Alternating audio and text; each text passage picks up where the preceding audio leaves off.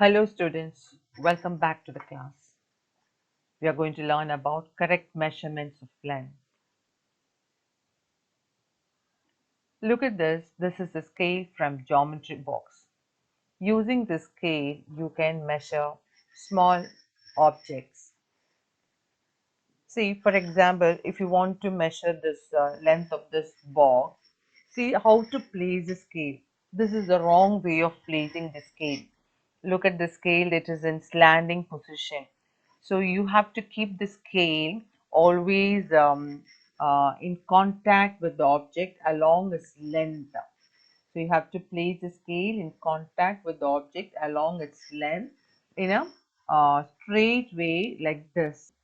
Now the scale is in contact with the object along its length. Sometime in some scale, the ends may be broken. Now here you see the end is okay. In certain places, if the end is not broken, then you can start measuring from the end 0. Here see 0 is okay. In some cases, see look here, the end is broken. If the end is broken, what you do, you start measuring from the next whole number. Use this 1 and measure from 1.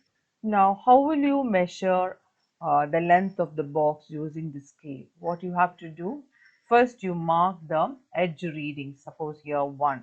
Then the end you see here it is 14.3, more or less 3. It's not that clear.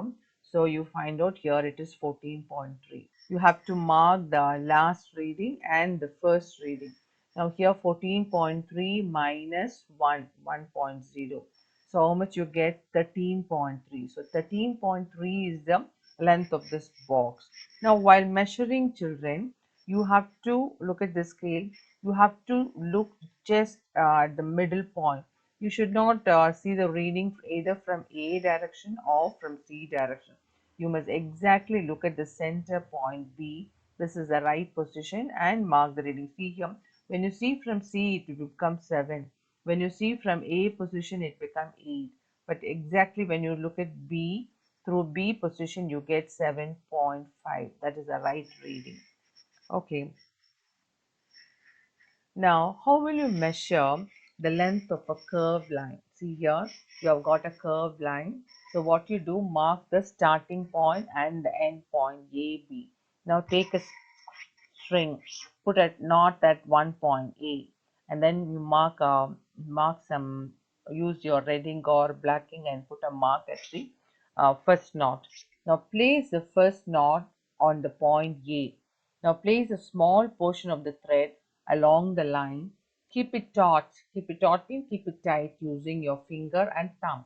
Now hold the thread at this end point with one hand.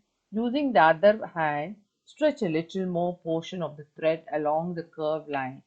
Now go on, repeat this process till the other end B of the curved line is reached. Now mark a point on the thread where it touches the end B. Now stretch the thread along a meter scale. Measure the length between the knot in the beginning and the final mark. Now this is the length of the curved line AB. Now in our day-to-day life, we need a lot of care to ensure that we are measuring distance and length correctly. And we need some standard units and devices with which we measure these distance and can convey our result to others. So we have come to the end of the class. Thanks for watching, children. God bless you all. Please like, subscribe and share.